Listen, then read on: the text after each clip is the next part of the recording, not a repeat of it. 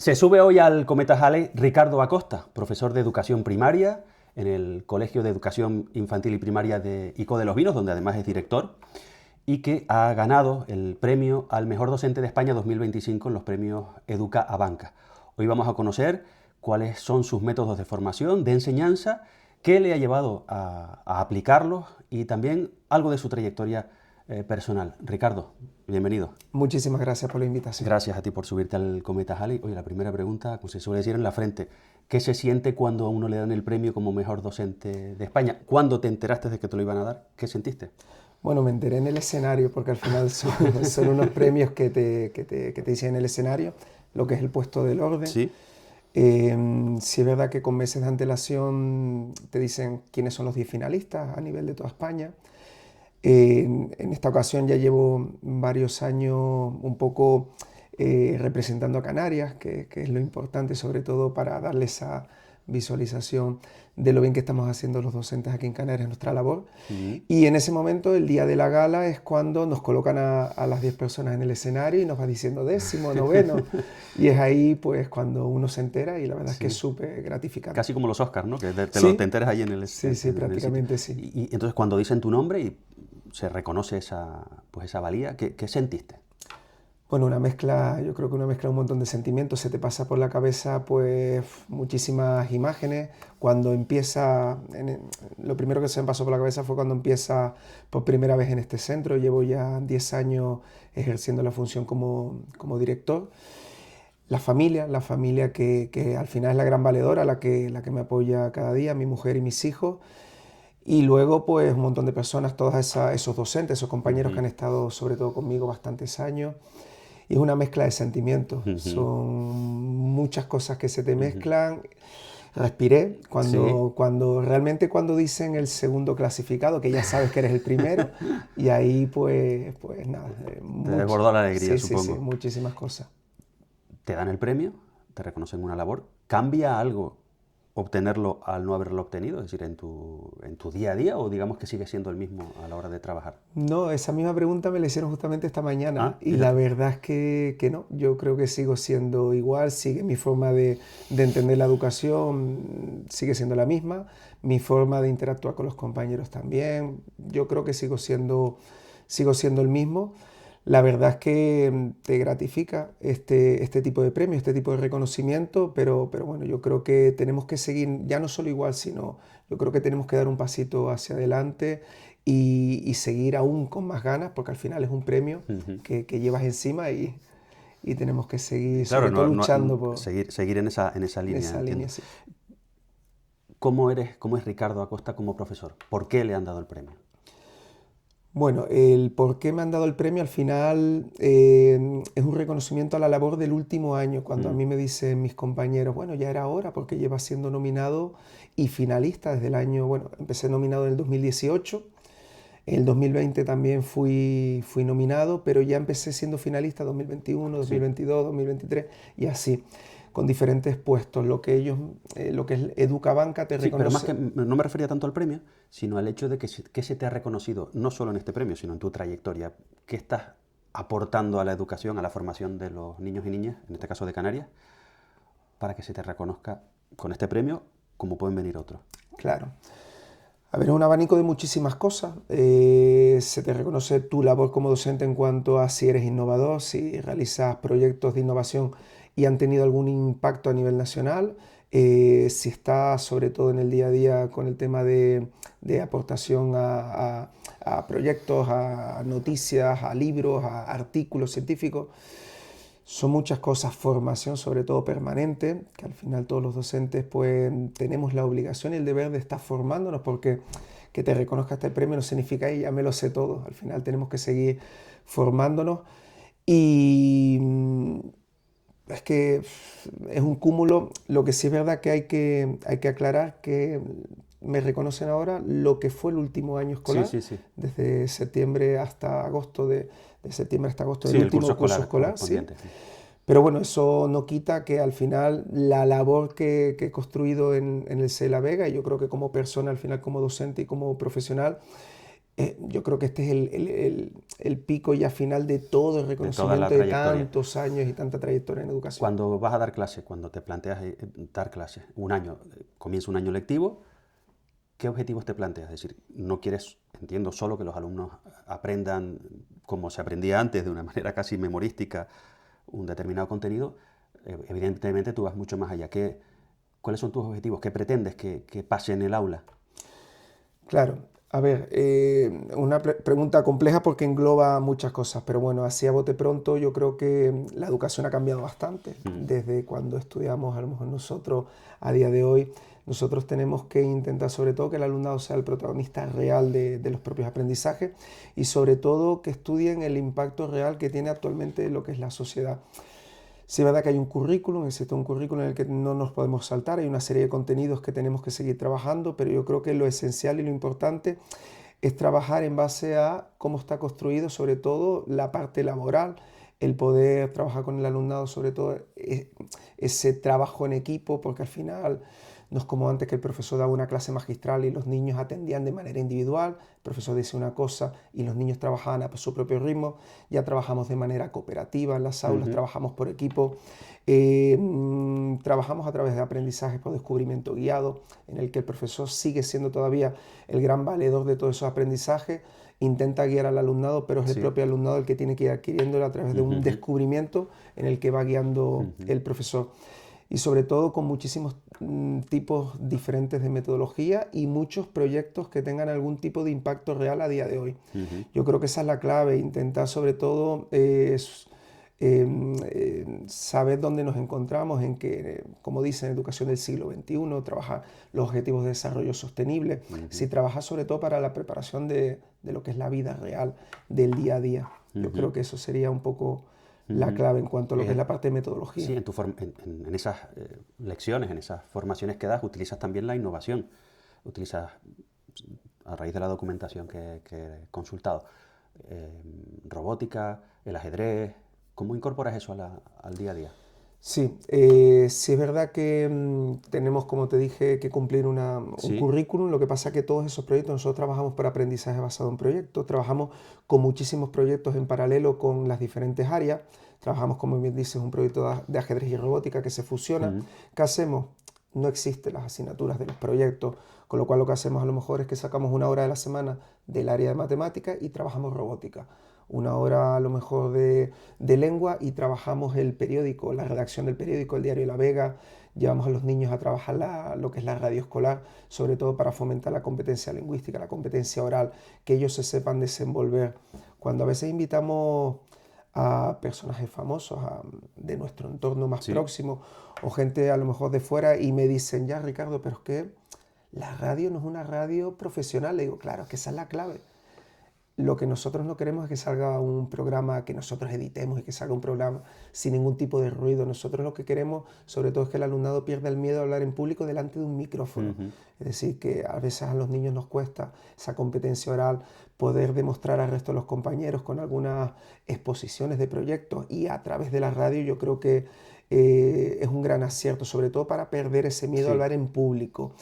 Entonces, nosotros trabajamos en paralelo con 10.000 proyectos, muchísimos proyectos, que los vamos enlazando poquito a poco a las diferentes áreas, en lo que conocemos como aprendizaje basado en proyectos. Y no solo eso, sino trabajamos otras metodologías, aprendizaje cooperativo, aprendizaje de servicio, hacer un bien a la comunidad. Más allá de adquirir todas esas competencias, llamémoslas más técnicas, entiendo que también un profesor del nuevo siglo, no de los profesores de antes, de los que nos daban, por lo menos a mí, se preocupan también de otras cosas. Yo lo veo, por ejemplo, en mis hijos, ¿no? Aparte de cómo hablar en público, pues también hablan de inteligencia emocional, de cómo afrontar problemas. Eso también está incluido en lo que se le enseña a los niños, y eso influye también en que las clases les sean más amenas o que tengan más ganas de ir al cole. Claro, nosotros tenemos la suerte aquí en Canarias de que tenemos una asignatura que no tiene el resto de comunidades autónomas, que es Hemocrea, y al final es una asignatura que está enfocada un poco al trabajo de las emociones.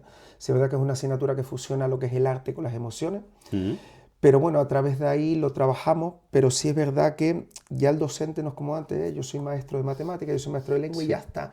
No, ahora el docente tiene que ser bastante competente para poder abordar muchísimas cosas a su alrededor, desde lo que es la parte de convivencia, sobre todo el bienestar dentro del aula, la parte de las emociones, cómo se siente un niño al Ujú. llegar al cole cada mañana, tenemos que conocerlo, tenemos que llegar más allá de dar solo el simple hecho de contenidos matemáticos, de lengua, Sí. de conocimiento del medio. Hoy en día a los docentes nos denominan arquitectos porque al final tenemos que saber de muchísimas cosas. Tenemos que Ujú. ser médicos, Un tenemos que poco de ser todo. maestros, tenemos que ser padres, tenemos que ser un poquito de todo. Y todo eso sí es verdad que está dentro del currículum, pero a veces pues se salen, que incluso dice, pero es que no puede estar eso en tus competencias como maestro. Mm. Le digo, los maestros somos todoterrenos que a veces nos Pues, definen así. pues precisamente solo uno con la pregunta que te quería hacer a continuación, ¿qué es necesario para ser un buen profesor, ya sea de primaria, sea de secundaria o de otras educaciones? Bueno, yo siempre he dicho que para ser un buen profesor lo primero que tiene que ser el docente es una persona que sepa escuchar al alumno. Al final esa cercanía, ese contacto directo con el alumno para mí es lo más importante y sobre todo entender que el protagonista realmente de todo el proceso de enseñanza-aprendizaje es el niño y no el profesor. Ujú. Y a veces pues nos equivocamos y llegamos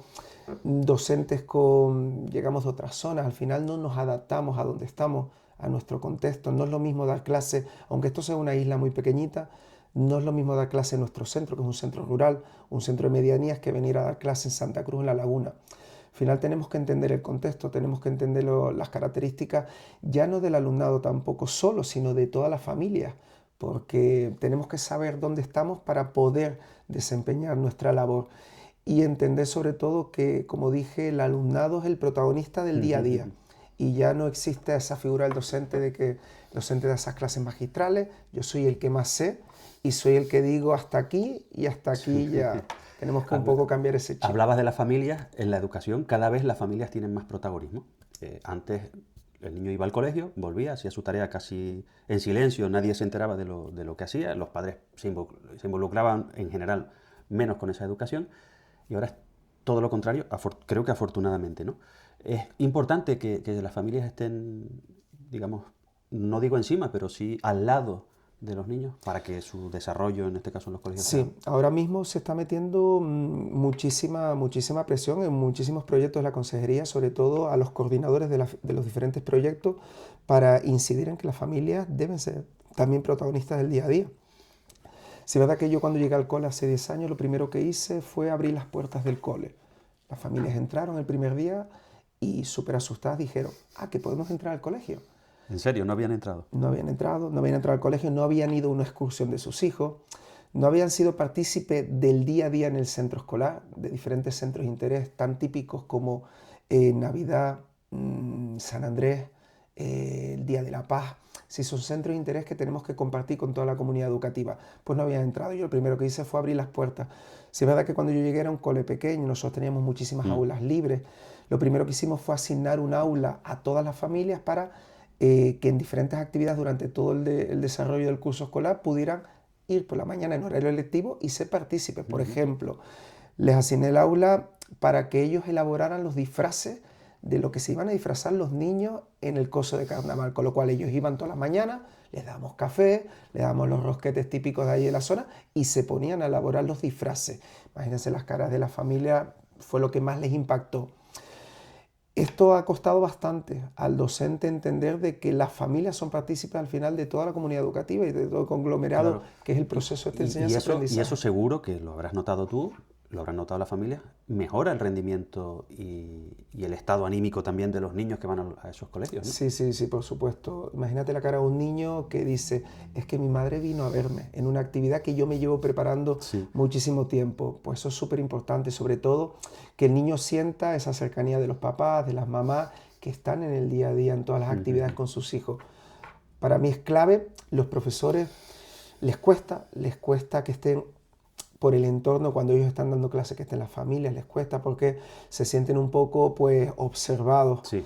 Pero bueno, yo en estos 10 años que llevo como director se los he hecho entender a los docentes, se ve que a unos les cuesta más y a otros les cuesta menos y justamente hace un mes Llegó el coordinador del eje bueno, del coordinador PIDAS del eje de salud y dice, Ricardo, mira, que nos acaban de decir de la consejería que las familias tienen que participar más. Yo lo miré y le dije, lo vengo diciendo hace 10 años. Sí, tú eres el pionero, el precursor de eso, ¿no?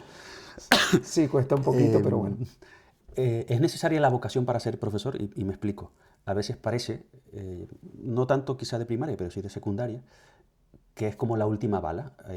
Tengo muchos, yo soy periodista de formación y abogado también, pero ejerzo el periodismo. Muchos compañeros de ambas carreras que han ejercido su profesión durante X años y al final, cuando pues, no ha respondido a sus expectativas o los sueldos no son, o los horarios no son los que ellos esperaban, acaban apuntándose unas listas en las que les llaman como profesorado, ¿no? Algunos pues, digamos, lo viven intensamente y otros como, pues eso, como una opción que no les quedaba otra. Por eso te preguntaba y vuelvo a la pregunta al principio, ¿es necesaria la vocación o sin tener esa vocación puedes llegar a ser un buen profesor? En mi opinión personal, para mí yo creo que es clave la vocación y tristemente pues no suele pasar eso, porque como bien dices, lo que es el acceso a la universidad. En mi época, yo ya no sé ni cómo estará ahora el acceso en cuanto a la nota media, pero en mi época era un 5. Y yo tengo muchísimos compañeros que unos querían estudiar medicina, otros querían, compañeras querían estudiar enfermería, pero como no les daba la nota, dijeron, bueno, pues hago magisterio.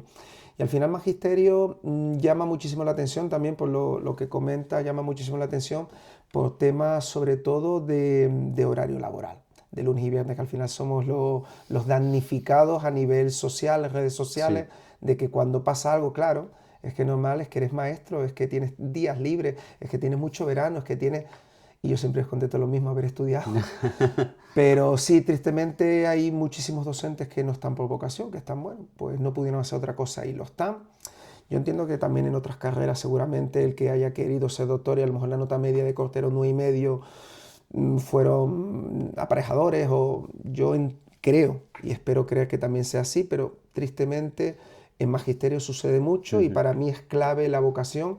¿Por qué? Porque como yo siempre digo, de un docente salen todas las profesiones actualmente que existen en la sociedad, con lo cual para mí la figura del docente es la más importante.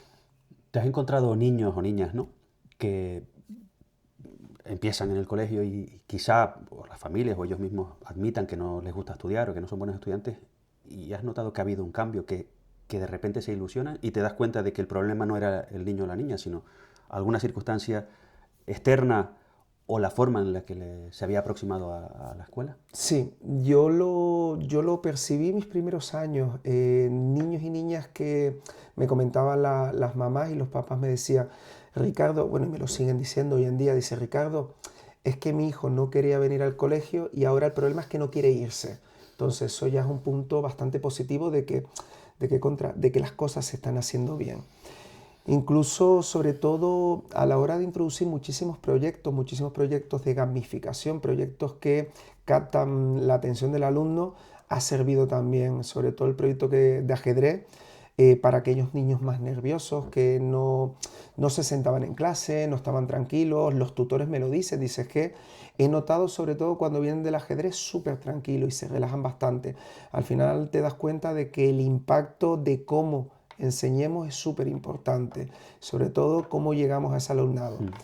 Y somos una figura clave para los niños, somos una figura clave. Yo he contado un caso de un niño que estaba desmotivado, que no quería estudiar.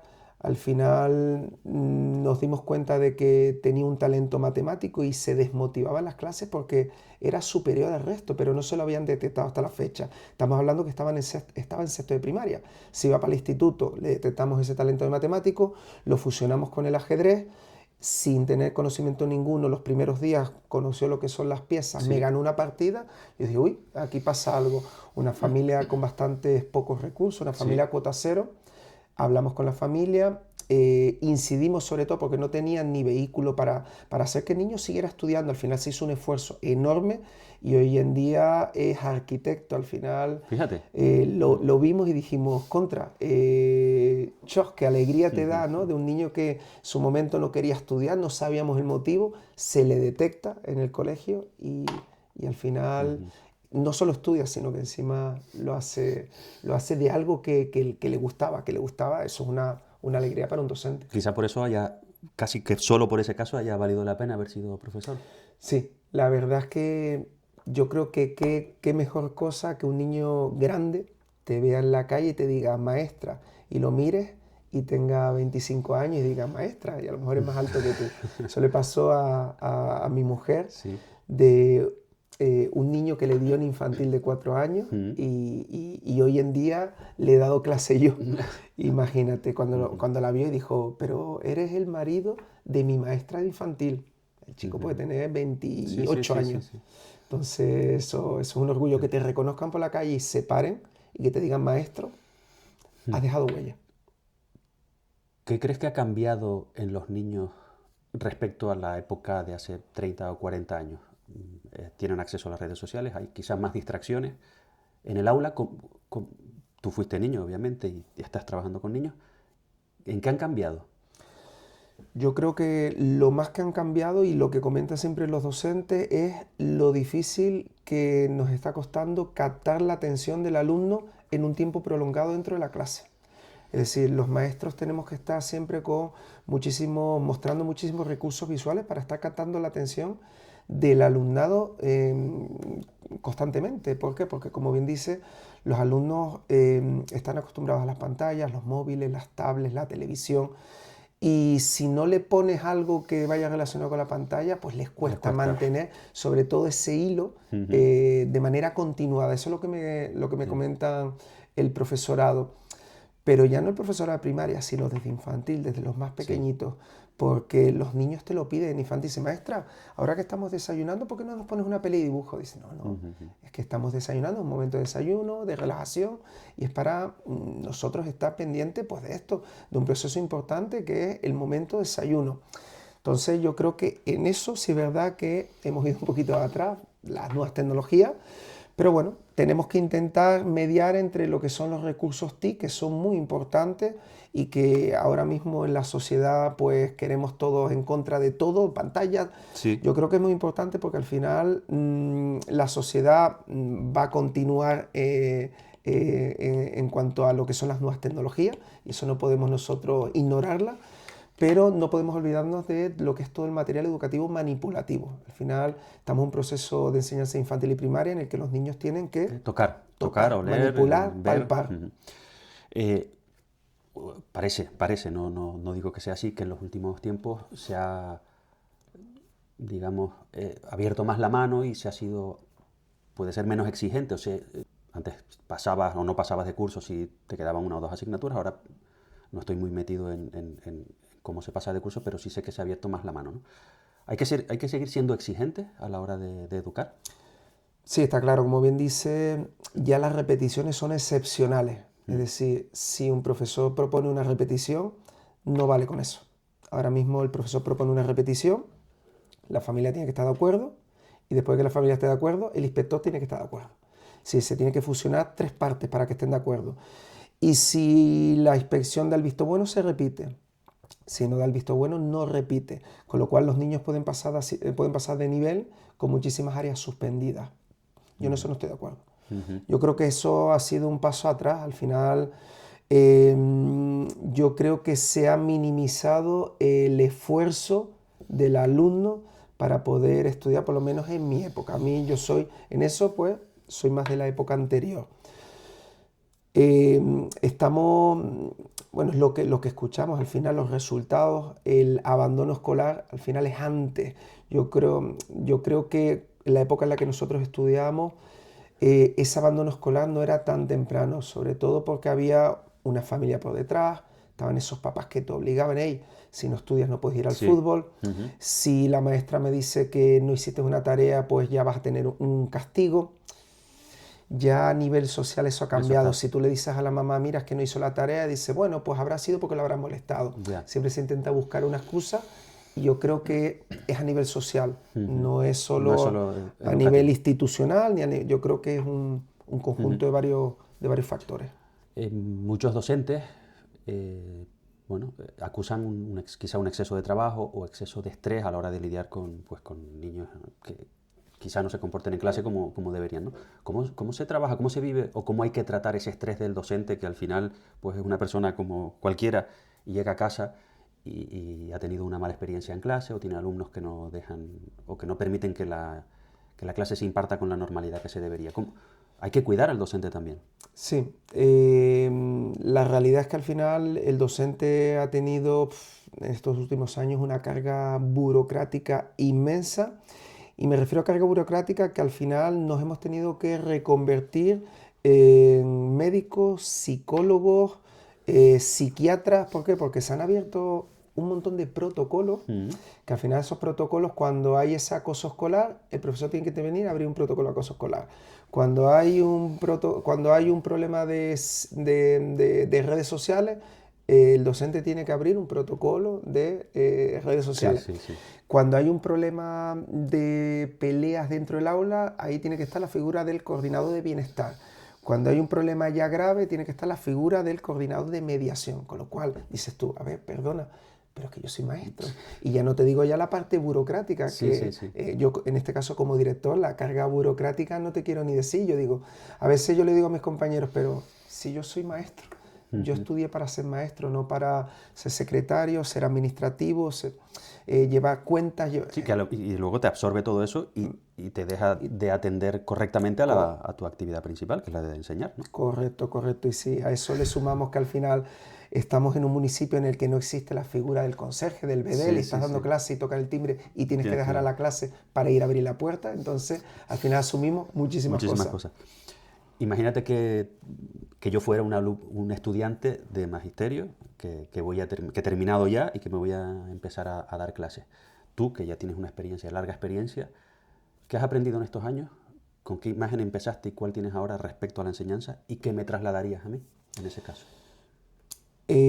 Ahora mismo lo que les diría sobre todo a la universidad, que tenemos que intentar ser menos teóricos y más prácticos, porque al final terminamos la carrera y realmente nos meten en una clase, en un aula, y no sabemos. Y al final la experiencia es lo que te dice cómo actuar, cómo proceder, cómo enseñar, sobre todo cómo afrontar diferentes retos del día a día. ¿Qué le diría yo al docente?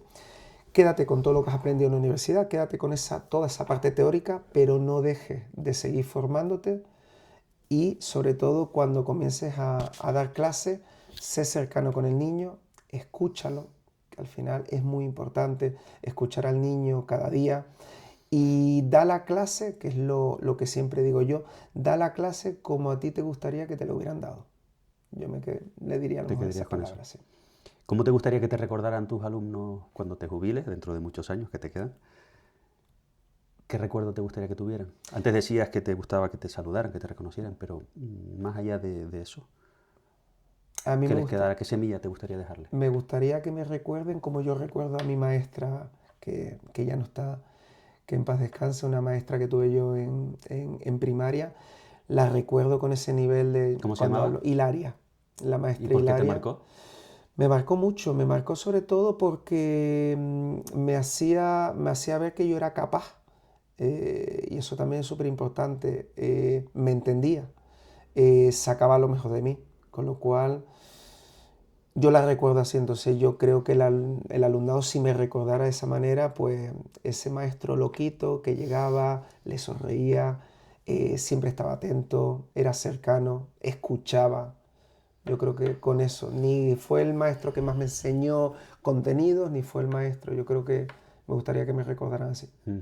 Hablando, me ha venido a la mente la película El Club de los Poetas Muertos, Robin Williams, que en una de las escenas, no sé si era la final, sus alumnos se levantaban, se ponían encima de la mesa y le cantaban aquello de "Oh capitán, mi capitán, ¿vienes a ser tú algo así?". Sí, más o menos, más o menos. A mí me cantan el día a día, oh, mi director, mi director. Sí, ¿en serio? Sí, más o menos. Pues fíjate, no iba muy desencaminado. Más o menos algo así, sí. Ellos se piensan, sobre todo en infantil, se piensa y dice que Ricardo es el director, y ellos piensan que soy el jefe de todo el mundo. Esta mañana, curiosamente, me viene una madre y me dice: Ricardo, quiero contarte una anécdota, porque ayer, estuve hablando con mis dos hijos, y estuve diciéndole al pequeño, pues bueno, que mi marido, que trabaja en el transporte, que está teniendo poquitas horas, pues está haciendo muchas horas por la noche, y no está teniendo tiempo para nosotros. Y le dijo el niño pequeño, que está en 5 años, le dijo: no te preocupes, mamá, eso lo soluciona Ricardo, que es el director. Entonces, al final, o mi director, Sí, mi sí, o mi director. director, o mi capitán, mi capitán. Sí. Ricardo, termino. ¿Te habría gustado tener un profesor como tú? Yo creo que sí, al final eso es lo que intento. En mi día a día intento sobre todo que me recuerden y lo comento siempre a mis compañeros, ustedes intenten dar clase como les hubiese gustado que le dieran a ustedes. Y vamos un poco a adaptarnos a las características del entorno, del contexto, de las familias, de los niños y llegar a ellos, ¿vale? Porque si son niños cota cero que no tienen ningún tipo de recurso, tenemos que bajar el listón y saber y entender que cuando lleguen a casa, pues no van a tener esos materiales, no van a tener internet, no podemos nosotros decir, pues si no hiciste la tarea, no, ¿vale? Entonces tenemos que ponernos a la misma altura, intentar ser cercanos y intentar que nos recuerden sobre todo como ese profesor que algún día nos hubiese gustado tener. Por, dije la última, era la penúltima. ¿Vale? Por lo que hablas, para mí la profesión más bonita del mundo es la del periodismo, ser periodista, ¿no? Entiendo que para ti, por todo lo que me has dicho, por cómo lo vives, por cómo se te iluminan los ojos cuando contabas la anécdota de varias de las anécdotas que has contado, para ti está clara cuál es la profesión más bonita del mundo, ¿no? Sí, independientemente que siempre los maestros estamos en el ojo de mira a nivel social, que si somos los que tenemos más vacaciones, que si viene una dana y se cierra el colegio y no logramos entender que realmente todas estas cosas suceden porque tenemos en nuestras manos a las personitas más importantes a nivel social, que son sus hijos. Entonces yo creo que entender que esos niños van a seguir creciendo y van a tener todos los conceptos, todas las habilidades, todas las experiencias que tú has podido enseñarles, yo creo que es maravilloso, con lo cual la carrera de magisterio para mí es la Es más más bonita. importante y la más bonita. Bueno, pues nada. Muchísimas gracias, Ricardo, por habernos trasladado tu forma de enseñar, pero de enseñar no solo en la escuela, sino de enseñar para la vida. Muchísimas gracias. Muchísimas gracias por la invitación.